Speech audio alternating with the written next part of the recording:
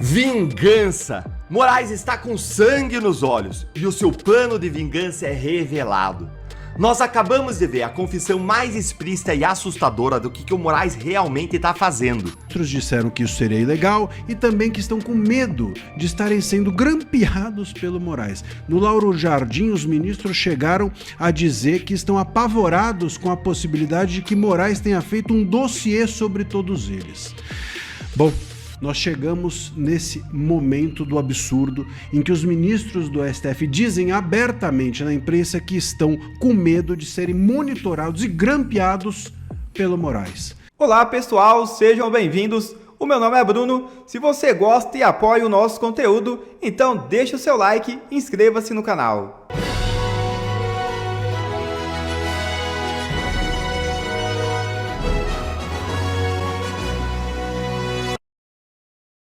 STF racha novamente. É isso mesmo. O clima dentro do Supremo, que já era ruim, piorou ainda mais.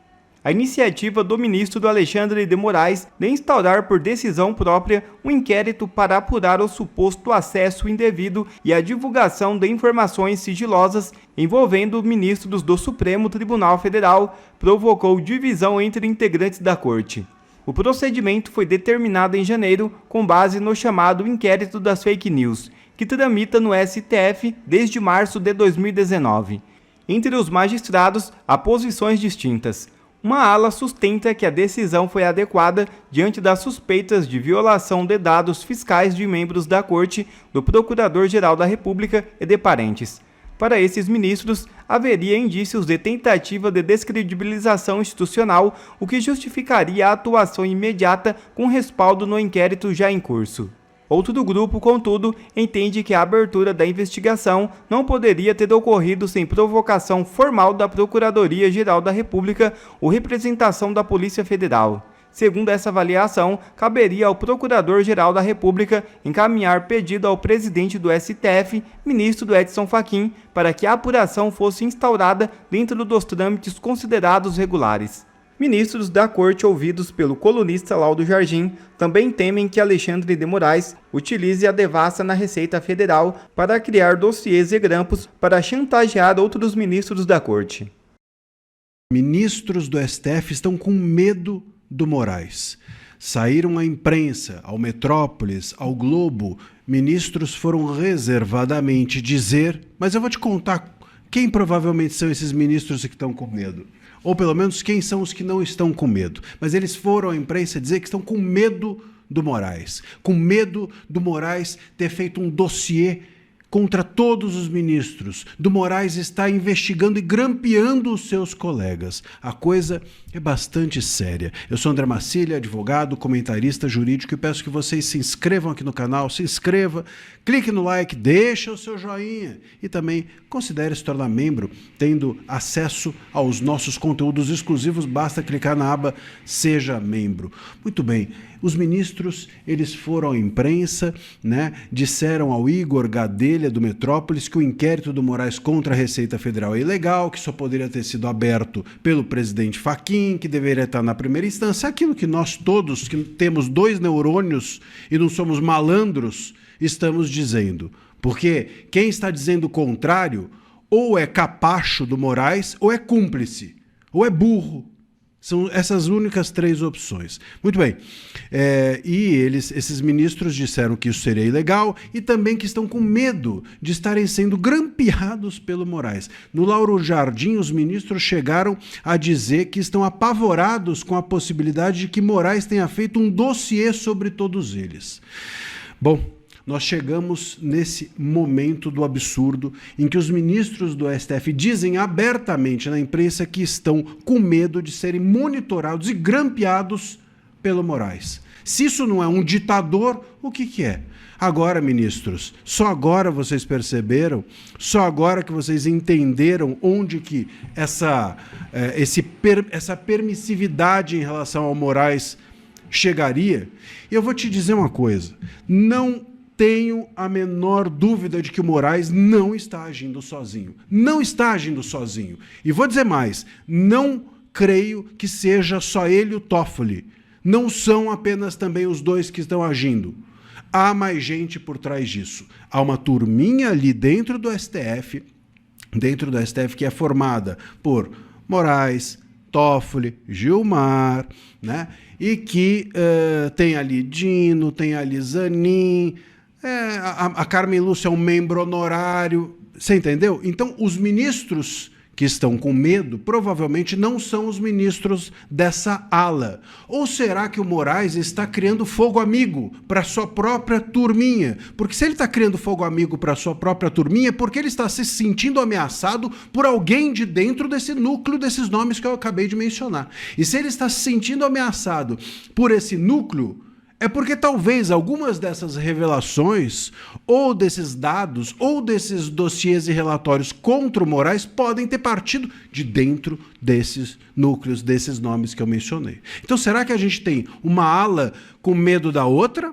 Essa ala de nomes que eu mencionei com medo da outra, dos outros nomes, aliás, a ala dos outros nomes com medo dessa dos nomes que eu citei, ou a gente será que tem um fogo amigo, fogo no parquinho dentro dessa ala de ministros que eu mencionei, Gilmar, Toffoli, Moraes, Dino, Zanin, etc. Fogo amigo ali dentro, está implodindo a turminha, ou a ala que não pertence a esses nomes é que está com medo desses? Porque se a ala que não pertence a esses nomes está com medo desses, está com medo de quê? O que tem? Faça um dossiê sobre mim. Se vocês fizerem um dossiê sobre mim, eu não tenho medo nenhum, não tenho nada a esconder. O que esses ministros dessa outra ala têm a esconder? Por que eles estão com medo? É óbvio que é errado um dossiê, é um absurdo. Mas o que eles têm tanto a esconder? Né? Bom, eu, nesse caso, torço pela briga. Até porque essa ala, que é dissidente, entre aspas, dessa turminha, podia já há muito tempo ter se insurgido. Deixou o monstro crescer. Agora vai pagar o preço. Olha só, esses ministros chegaram a dizer: o clima está péssimo, de muita desconfiança. Jura? Agora? Depois de 7 anos de inquérito das fake news que vocês descobriram isso? Outro disse: o Supremo está desarrumado. Ninguém mais confia em ninguém. Será que o Alexandre quer montar dossiês contra todo mundo? Bom, meus caros, repito, torço para a briga. Precisa ter um expurgo, uma limpa dentro do STF. Está desarrumado? Não. Está absolutamente descredibilizado, destruído, implodido e deveriam, todos eles, os ministros, estarem envergonhados de terem criado tudo isso. E Moraes está com sangue nos olhos e mira também a imprensa. É isso mesmo.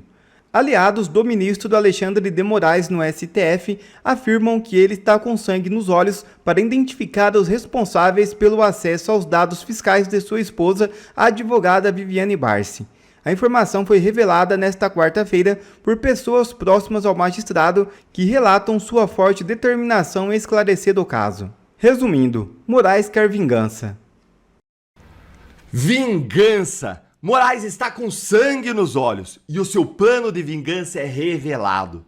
Nós acabamos de ver a confissão mais explícita e assustadora do que o Moraes realmente está fazendo. E olha, não é justiça, não é proteção institucional, é vingança pessoal. E isso usando o poder do Estado. Os próprios aliados do Moraes estão revelando para a imprensa qual é o plano secreto de vingança dele, que eu vou mostrar para você agora. O Igor Gadelha publicou agorinha há pouco na sua coluna do Metrópolis isto aqui, ó, leiam aqui comigo. Moraes está com sangue nos olhos. Aliados do ministro Alexandre de Moraes no judiciário afirmam que ele está com sangue nos olhos para descobrir quem está por trás do acesso indevido aos dados fiscais da sua esposa, a advogada Viviane Barsi. De acordo com o influente ministro do Supremo próximo a Moraes, o magistrado demonstra nos bastidores que ele vai para cima de quem organizou o que ele considera ser uma pancadaria contra a corte. Veja aí, ó, não é crítica legítima, não é expor os abusos, os absurdos, não é expor um contrato altamente suspeito dele e da esposa, não, é uma pancadaria contra a corte. Olha a distorção da visão da realidade. De acordo com esse magistrado próximo a Moraes, o ministro do Supremo desconfia haver banqueiros, membros do Poder Executivo por trás do vazamento dos dados. Até mesmo a imprensa estaria na mira de Moraes. Todo mundo é culpado, menos ele mesmo, né? É um vitimismo aqui, em vez de ele assumir a responsabilidade pelos erros, não. A culpa é dos outros. Vocês estão entendendo aqui o que está acontecendo, gente? Um juiz não eleito, usando o inquérito das fake news, aberto em 2019 e até hoje instrumentalizado pelo Supremo como uma ferramenta de blindagem institucional e pessoal, ele está declarando guerra aberta contra banqueiros, a imprensa, o poder executivo, tudo isso porque alguém expôs o contrato de 129 milhões de reais da esposa dele com o Banco Master.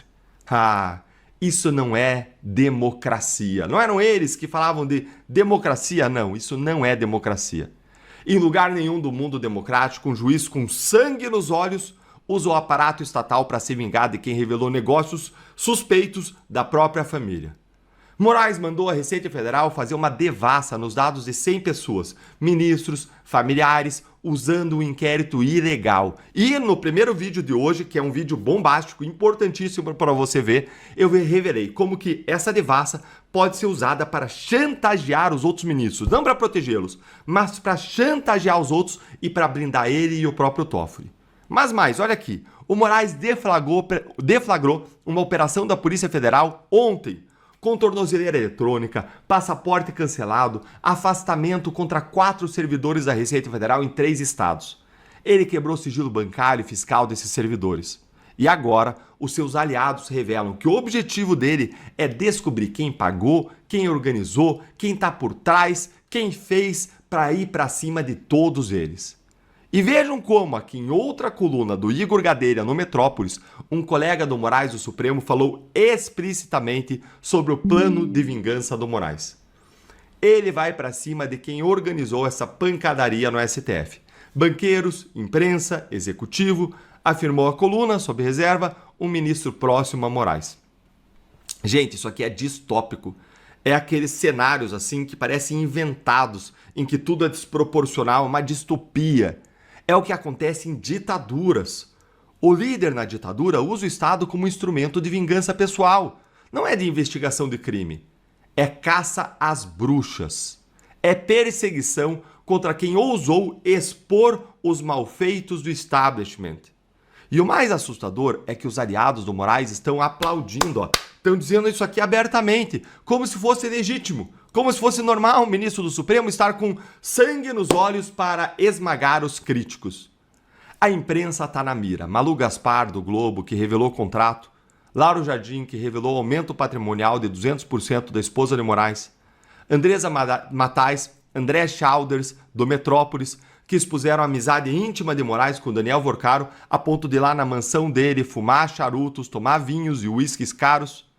Servidores que podem ter ajudado, banqueiros, o executivo, especialmente a Receita Federal e a Polícia Federal. Moraes transformou o STF num quartel-general em uma operação de retaliação.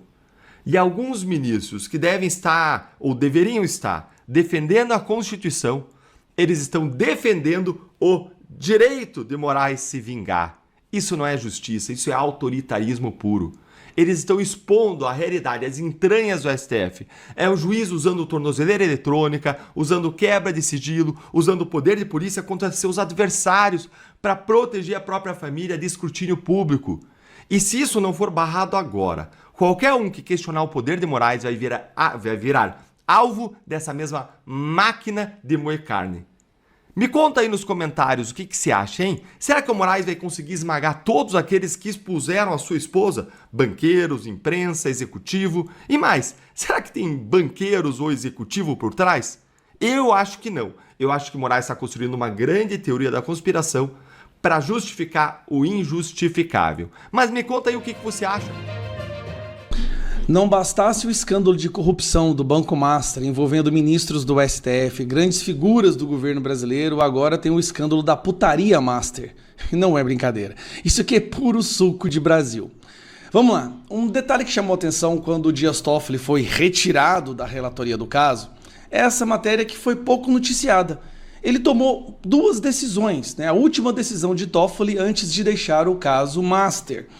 Antes de sair do caso Master, o que ele fez? No despacho sigiloso obtido por coluna, Toffoli removeu 2 documentos do processo principal do Master no Supremo e ordenou que fossem autuados como novos processos autônomos.